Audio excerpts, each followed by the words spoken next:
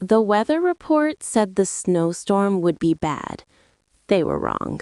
It wasn't bad. It was apocalyptic. By the time I realized how serious it was, the road behind me had already disappeared. I was driving home from visiting my sister, cutting through a stretch of back road that ran between dense forest on both sides. It was supposed to save me nearly 40 minutes. I'd driven it before, never during winter, but I figured the worst that could happen was I'd have to turn around. The snow started falling lightly at first, just soft flakes drifting lazily through the headlights. Then the wind picked up. Within minutes, visibility dropped to almost nothing. The road vanished under a thick blanket of white, and my tires began slipping no matter how slow I went. I pulled over, heart racing, debating whether to keep going or wait it out. That's when my car stalled. The engine sputtered once, then died. I tried restarting it. Nothing. The heater shut off immediately, and the silence felt deafening. The storm roared around me, wind howling like something alive, snow slamming against the car windows so hard it sounded like hands pounding on glass. I checked my phone. No signal. Of course. I took a deep breath, trying to stay calm. I'd read enough survival stories to know panicking would only make things worse. I wrapped myself tighter in my coat, turned on the emergency lights, and decided to wait. Someone would come eventually. That's when I saw the footprints. They appeared in the snow beside my car, just beyond the driver's side window. Fresh, perfectly shaped, human. My heart skipped. I hadn't seen anyone. No headlights, no engine sounds, nothing but white emptiness in every direction. Slowly, I wiped fog from the window with my sleeve and leaned closer. The footprints came from the tree line. They stopped right next to my door. And then, nothing. No return tracks, just a single set of prints leading from the forest to my car. I locked the doors. I don't know why, something instinctual took over, but the moment the locks clicked, I felt slightly safer. That feeling didn't last long. A shadow passed through my headlights. I jumped, my breath catching in my throat. Someone or something was standing just beyond the beam of light. I couldn't see details, only a tall, unmoving silhouette. I rolled the window down just an inch.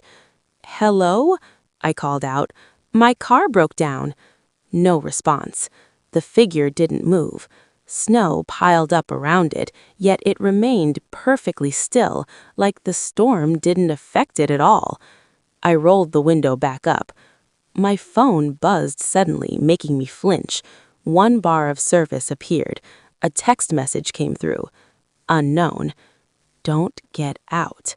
My pulse skyrocketed. Me? Who is this? The reply took several seconds. I'm stuck too, a few miles back. I saw it first. I glanced back at the figure. It was closer now. I swear it hadn't moved, but it was closer.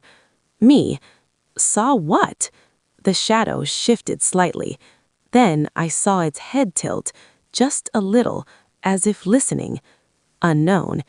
It hunts during storms, uses the noise to hide movement. A sharp knock hit my window. I screamed. A hand pressed against the glass. It looked human at first glance, 5 fingers, palm flat, but the proportions were wrong. The fingers were too long, the joints bending at unnatural angles. The face leaned in, and that's when I realized it wasn't wearing clothes. Its skin was pale, almost translucent, stretched too tight over its skull. Snow clung to its head and shoulders, melting into its flesh as if the cold didn't bother it at all. Its mouth opened slowly. No breath fogged the glass. "I'm lost," it said. The voice sounded wrong, like multiple voices layered together, slightly out of sync. I need warmth. My hands shook as I typed. Me, it's at my car. The response came instantly. Unknown. Don't respond to it. It copies what it hears. The ting knocked again, harder this time. Bang! The car rocked. I know you're warm, it whispered. Its eyes focused directly at me. They were completely black. I slid down in my seat, heart hammering so loud I was sure it could hear it. The knocking stopped. Seconds passed. Then I heard footsteps crunching through snow, slowly circling my car. Each step was deliberate, measured, testing. The unknown number buzzed again. Unknown. It hunts during storms, uses the noise to hide movement. I watched shadows slide across the windows as it moved. Then the passenger door handle rattled. Locked. The ting paused. Then it laughed. A soft, broken sound. It have to wait, it said calmly. I didn't realize I was crying until tears blurred my vision. The storm intensified, wind screaming louder, snow battering the car like it was trying to bury me alive. Minutes dragged on. My fingers went numb. My breath fogged the windshield. Then, without warning, the ting slammed its head against the glass. Once. Twice. A crack spiderwebbed across the windshield. I screamed, curling into myself. Unknown. If it breaks in, run. It doesn't like light. The headlights flickered, then died. Total darkness. I felt the car door on the passenger side wrench open with a metallic shriek. Cold air rushed in, biting my skin. I didn't think. I ran. I burst out the driver's door and sprinted blindly into the storm, snow instantly blinding me. I heard movement behind me, fast, unnatural movement. Branches tore at my clothes as I ran into the forest, lungs burning, legs screaming. I saw a faint orange glow ahead, a cabin. Hope surged through me. I slammed into the door, pounding desperately. Help, please! The door flew open, and a man dragged me inside, slamming it shut behind us. Warmth. Light. I collapsed to the floor, sobbing. There was something out there, I gasped. The man stared at me, face pale. I know, he said quietly. It followed you. A knock echoed through the cabin. Slow, heavy, deliberate. The man's eyes filled with fear. It found us. The knocking grew louder. Then the voice came. Let me in. The man grabbed a shotgun from the wall. We don't answer, he whispered, no matter what it says. The knocking continued all night. By morning, the storm was gone. So was the cabin. Rescuers found me alone in the forest, half frozen, clinging to a dead tree. They said there was no cabin, no man, just one set of prints around me and another set leading away into the snow. I used to think the phrase, never answer knocks during a blizzard, was just an old saying, something people said to scare kids or justify staying warm inside. Now I know it's a warning, and like most warnings, I learned it too late. The blizzard started sometime after midnight. I remember because I was still awake, sitting on the couch with my laptop balanced on my knees, half watching a YouTube video while pretending to work. Outside my living room window, snow was already piling up against the glass, the wind howling so loud it sounded like something screaming far away. I lived alone in a small rental cabin about 20 miles outside the nearest town. It wasn't the smartest place to be in winter, but rent was cheap and I liked the isolation. Or at least I thought I did. By 1:30 a.m., the power flickered. Once, twice, then everything went dark. The sudden silence felt heavier than the storm itself. No heater hum, no fridge buzz, just the wind beating against the cabin like it was angry. I checked my phone. No signal. Great. I grabbed a flashlight from the kitchen drawer and lit a few candles around the living room. The temperature inside started dropping almost immediately. I layered up, hoodie, winter coat, gloves, then sat back down, telling myself it would pass by morning. That's when I heard the knock. At first, I thought it was the wind, a branch hitting the side of the cabin maybe, but then it came again. Knock, knock. Slow, heavy, deliberate. I froze. Nobody came out this far, especially not during a blizzard. The road leading to my cabin was barely maintained in summer, let alone winter, and the storm outside sounded brutal, whiteout conditions, the kind that shut down highways. I stood up slowly and aimed the flashlight toward the front door. "Hello?" I called out, immediately feeling stupid. No answer. Another knock came, louder this time. Knock, knock, knock. My heart was pounding so hard I could feel it in my throat. I told myself it could be someone stranded, a snowmobiler, a lost hiker, but deep down, something felt wrong. The knocks weren't frantic. They weren't desperate. They were patient. I stepped closer to the door, careful not to make noise. The cabin was old and every floorboard creaked. When I reached the door, I leaned in and listened. Nothing.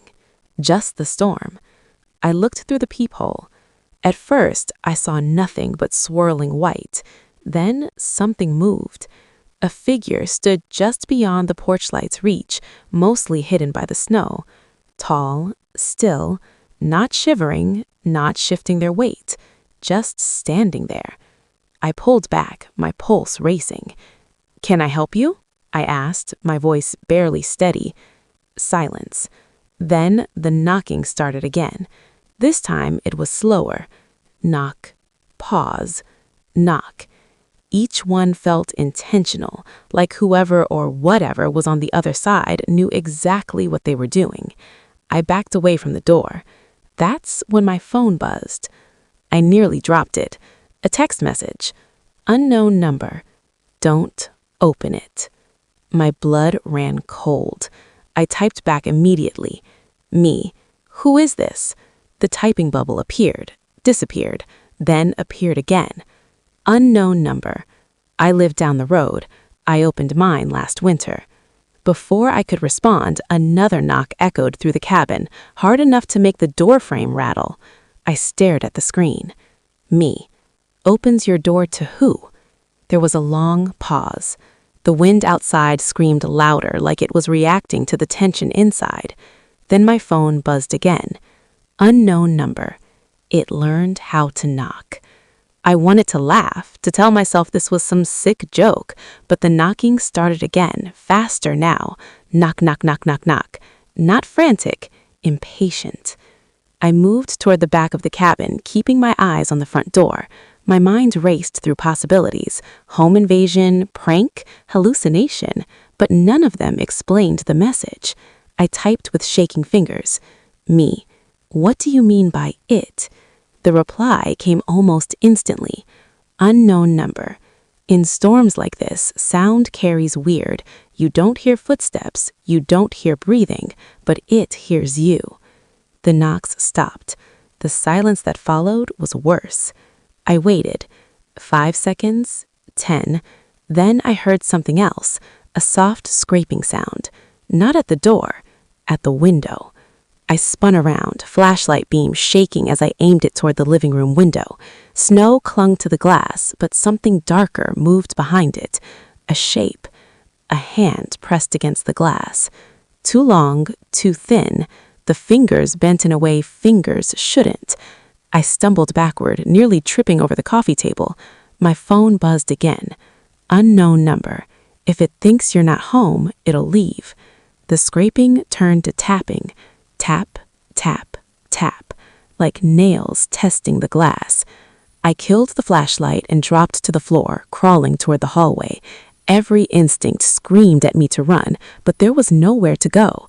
The bedroom had one small window. The bathroom had none.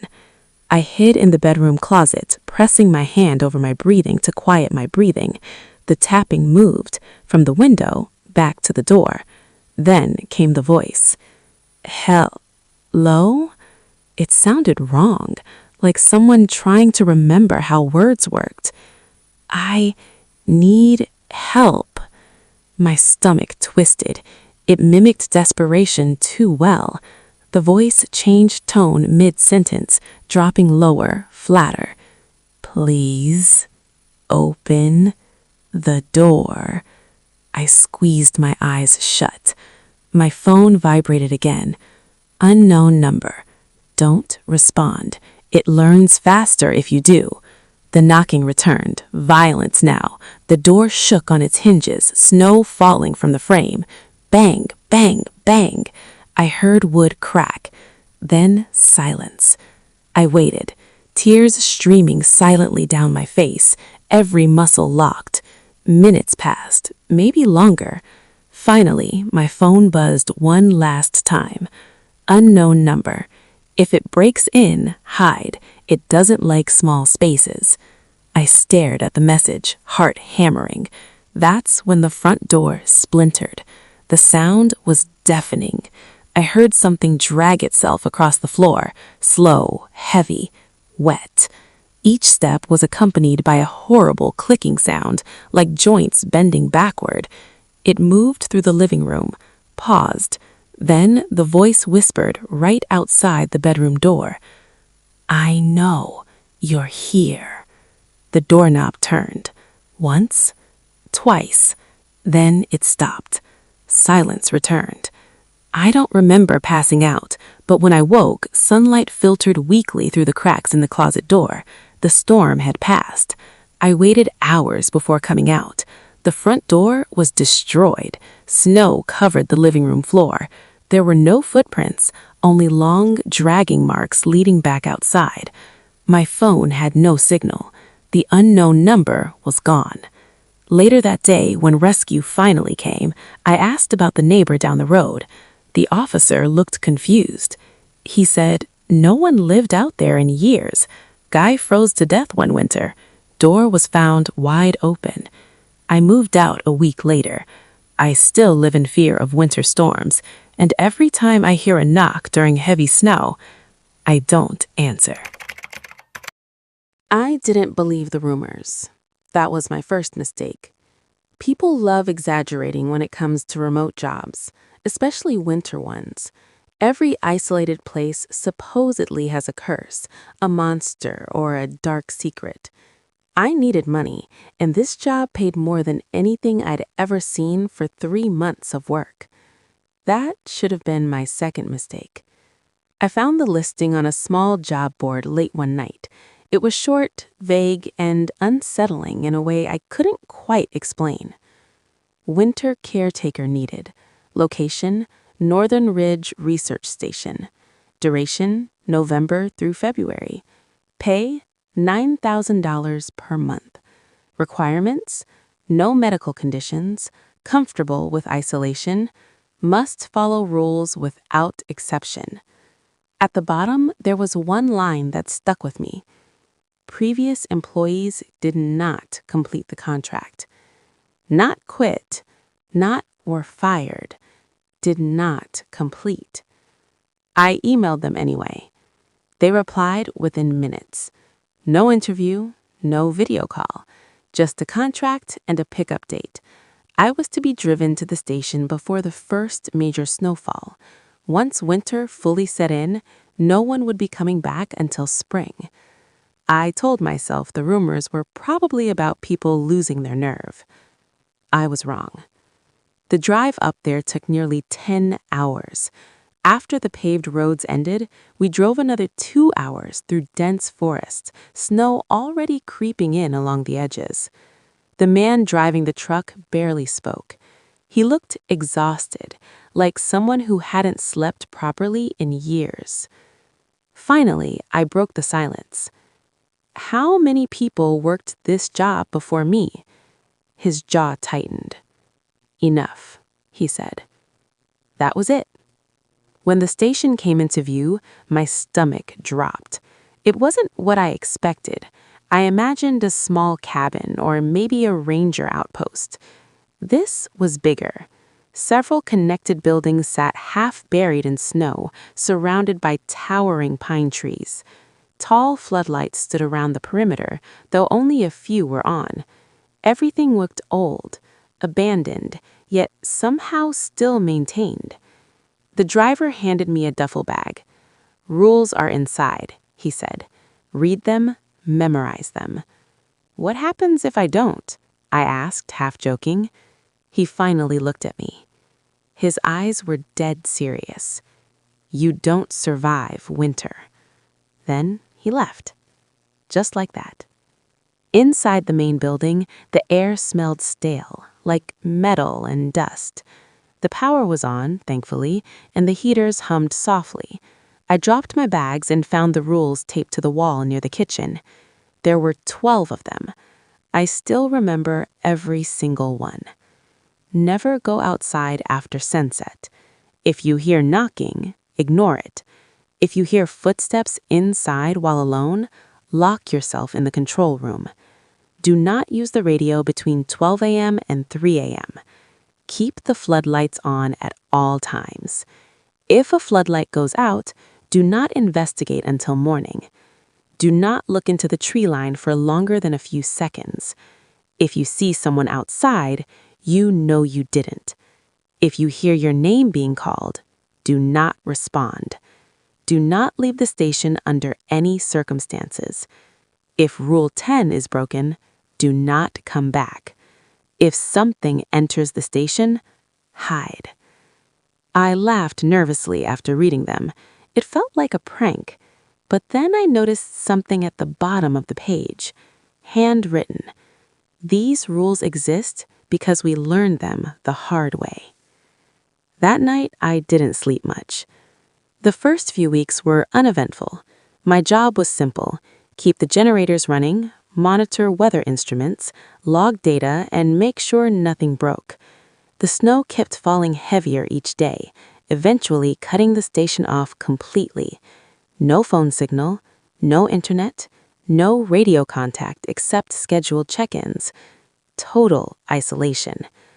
That's when the noises started. At night, I'd hear faint footsteps outside the building, crunching snow, slow, deliberate movements circling the station. I followed Rule 1. I stayed inside. Sometimes I heard knocking, always after dark, always 3 knocks. I followed Rule 2. I ignored it. One night, I made the mistake of looking out a window for too long. At the edge of the floodlights, something stood between the trees. Tall, too thin, perfectly still.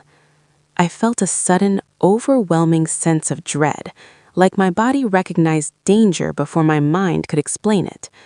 I remembered Rule 7 and pulled the curtain shut. I didn't sleep at all that night. The first floodlight went out in early December. I heard it pop, followed by darkness spreading along the perimeter. Instinct told me to grab my coat and check it. Rule 6 stopped me. I waited until morning. When I finally looked outside, there were footprints in the snow beneath the broken light. They weren't human.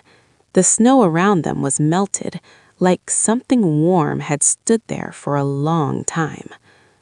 By January, the station felt smaller. The walls creaked constantly. Shadows seemed to move when I wasn't looking directly at them. And sometimes, late at night, I heard my name whispered through the vents. I followed Rule 9. I didn't answer. One night, I broke Rule 4. I don't know why. Maybe curiosity or loneliness. At 1:17 a.m., I turned on the radio. At first, there was only static.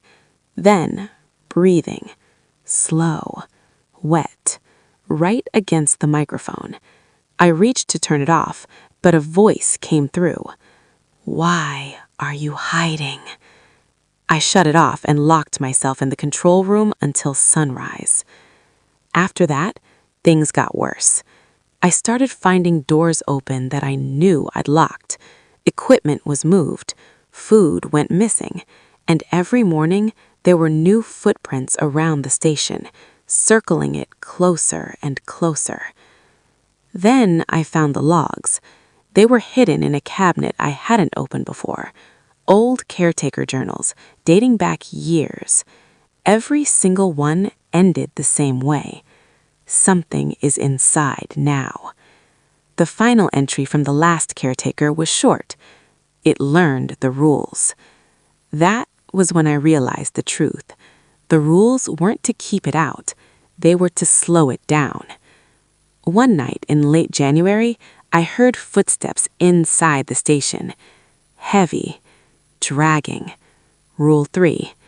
I ran for the control room and locked the door just as something slammed into it from the other side. The door bent inward. I held my breath, heart pounding, as the handle twisted slowly. Then the voice came. It sounded exactly like me. "Open the door. You're safe." I bit down on my sleeve to keep from screaming. The footsteps moved away after hours that felt like days. When I finally stepped out, the station was destroyed, furniture overturned, walls scratched deep as if by claws, and written on the wall in frost-covered letters, "You're the last one." The final floodlights went out the next night. Complete darkness surrounded the station.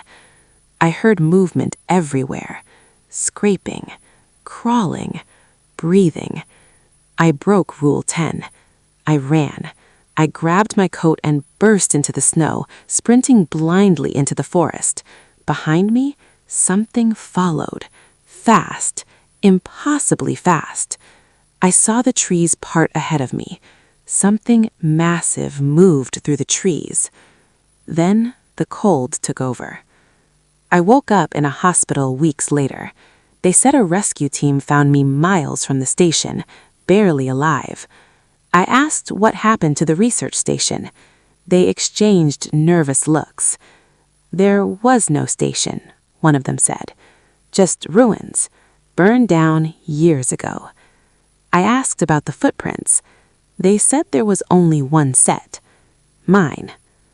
I still get letters sometimes. No return address. Just one sentence written in shaky handwriting. "Winter's coming back."